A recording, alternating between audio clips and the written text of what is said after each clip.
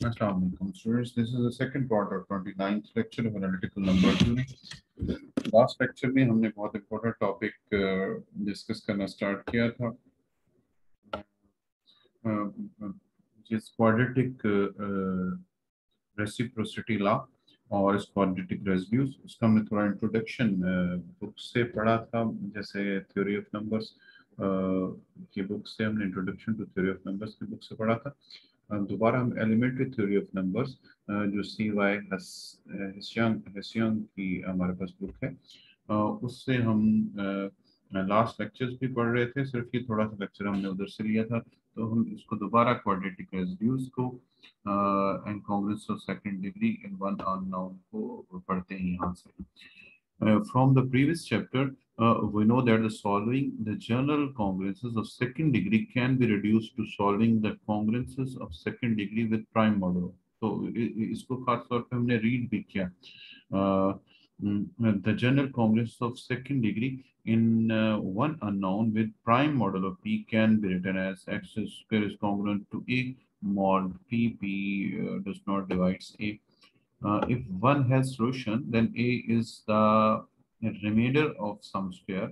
अगर हमारे पास कोई इस जो कांग्रेस का solution exist करे, then A is the remainder of some square when divided by P. तो A हमारे पास रिमाइंडर बचेगा जब हम P को किसी स्क्वायर से डिवाइड करें।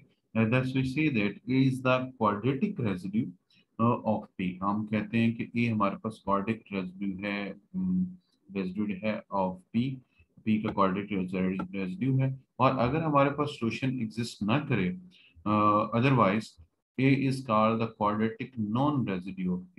तो अगर हमारे पास इस तरह की क्वाड्रेटिक कॉन्ग्रुएंस हो सेकेंड डिग्री की respect to model of P, तो अगर इसका सॉल्यूशन एग्जिस्ट करे, पहले तो हम ये समझते हैं कि अगर पी को स्क्वायर से डिवाइड किया जाए, किसी नंबर के स्क्वायर से डिवाइड किया जाए, तो ये हमारे पास रिमाइंडर होगा।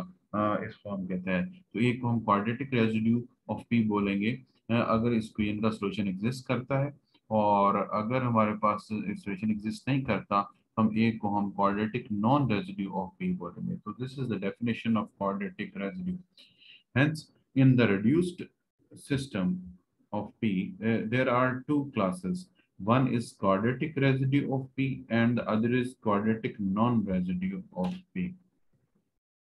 इसका मतलब है reduced residue system of P में दो क्लासेस होंगी। एक क्लास में हमारे पास क्वाड्रेटिक रेजिड्यू पाए जाएंगे और दूसरी क्लास में quadratic non residue of P पाए जाएंगे। In this chapter we discuss two problems.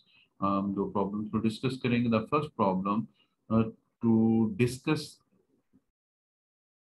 concerns quadratic residue. Quadratic residue say concerns, that is to determine which integer are the quadratic residues of the given prime p. Given prime p के कौन से integers में quadratic residue होंगे and which are non-residues of p. तो p के कौन से integer जो हैं क्वाड्रेटिक रेजिड्यूज होंगे और कौन से जो हैं क्वाड्रेटिक नॉन रेजिड्यूज होंगे।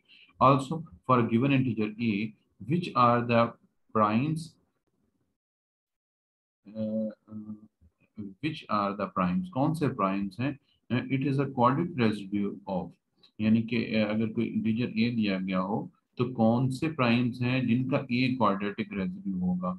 and which are the primes, it is a non residue of, और किन प्राइम्स का ये क्वाड्रेटिक नॉन रेजिड्यू होगा। The second problem is to solve one को सॉल्व करना। although we have discussed the solution of general congruence, it gives us no systematic way. हम पहले discuss कर चुके हैं the solution of the general congruence. It gives us no systematic way of actually finding the solution of a congruence of second degree. We may say that this serves as a supplement.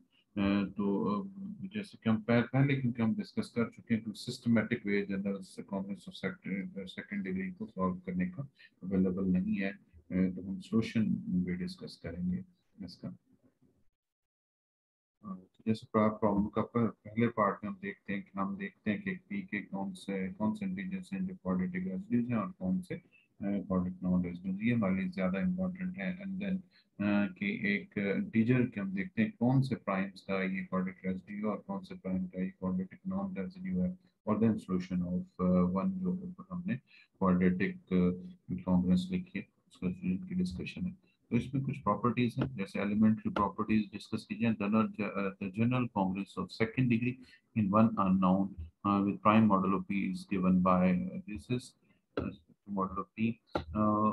The case p is equal to t is no particular interest is of no particular interest for the only distinct quadratic polynomials जो होंगे वो हमारे पास x square यानी कि ये B C zero हो, इस x square plus one, इनके कोएफिशिएंट्स वन हो, एक्स स्क्वायर प्लस वन हमारे पास एक्स इनकी इसमें जाहिर है इनकी डिग्रीज को कोशिश की जाती है कि कोएफिशिएंट जो हों वो हमारे पास पी से छोटे हों, अगर ना हो तो उन पी से छोटे नंबर जो कि कॉन्ग्रुएंट होते हैं उनमें को शिफ्ट कर लिया जाता है। यहाँ पी हमारे पास टू है, तो टू के कंप्लीट रेशनल सिस्टम हमारे पास नंबर्स हैं वो हमारे पास ज़ीरो होगा और वन होगा।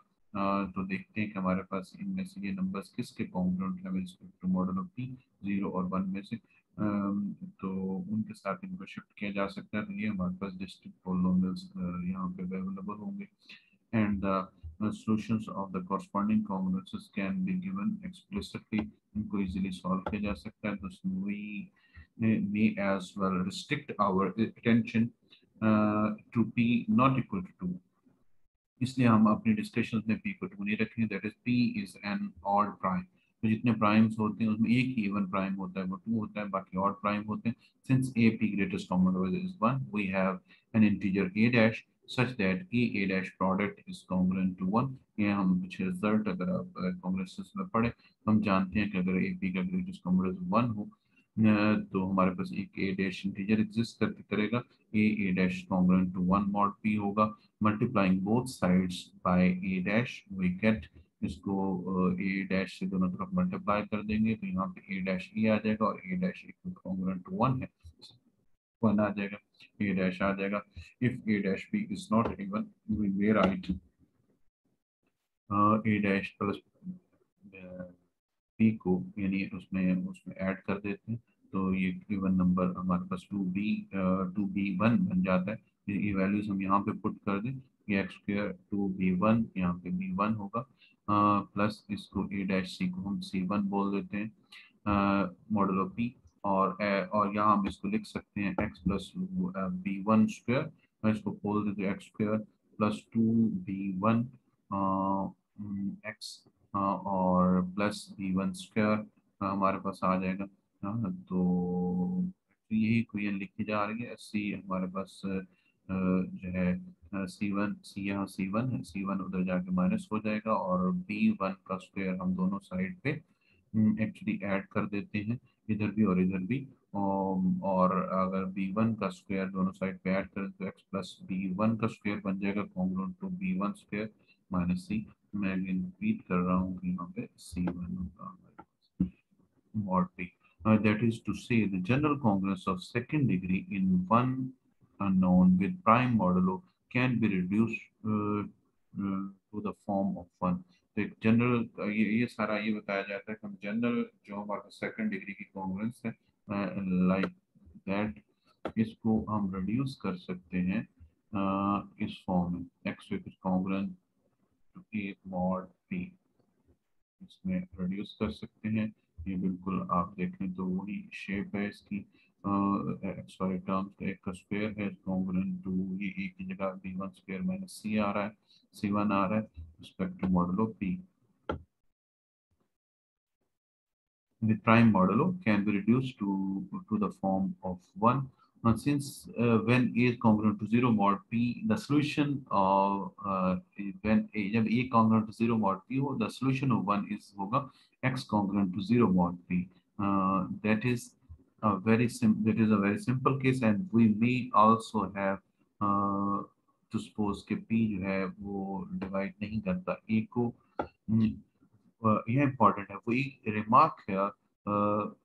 तो ये सारी हमारा रिडक्शन के बारे में बताया कि जनरल हमारे पास सेकंड डिग्री कॉन्ग्रेस को कैसे हम X square congruent model mod P type की क्वाड्रेटिक कॉन्ग्रेस में हम रिड्यूस कर सकते हैं. We remark that for a composite modulo the general congruence of second degree in one unknown cannot be reduced to the simplest form of one.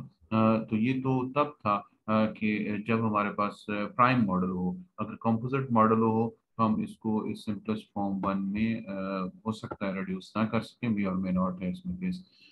If x congruent to alpha mod p is a solution of 1, obviously x congruent to minus alpha mod p is also a solution of 1. Since p is odd and p does not divides a, and alpha is not congruent to minus alpha mod b, that is x is equal to plus minus alpha with respect to x congruent to plus minus alpha mod b are the two incongruent solutions of 1. According to the theorem 1 section 4.2 आप देख सकते हैं they are all the solutions of 1. ये सारे हमारे पास जो है ये 1 के solutions होंगे. Now we discuss the first problem below. अब हम इस प्रॉब्लम को डिस्कस करते हैं. तो एक तो इसमें बताया जा रहा है रिमार्क कि तो ये कैसे सेकंड डिग्री जनरल इक्वेशन को हम रिड्यूस कर सकते हैं quadratic equation x square congruent mod P की फॉर्म में, और उनके सॉल्यूशंस किस तरह से एग्जिस्ट करते हैं. सेकंड हम बता रहे हैं कि अगर हमारे पास मॉडलो जो है वो कंपोजिट हो तो ये हो सकता है इसको सिंपलेस्ट फॉर्म में ना किया जा सके. और फिर हमने इनके सॉल्यूशंस को डिस्कस किया कि कैसे इनके जो सॉल्यूशंस हैं वो 1 का कैसे सॉल्यूशन हमारे पास बन जाए.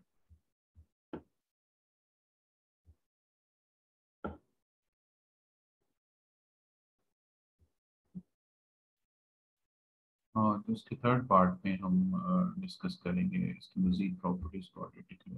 ओके.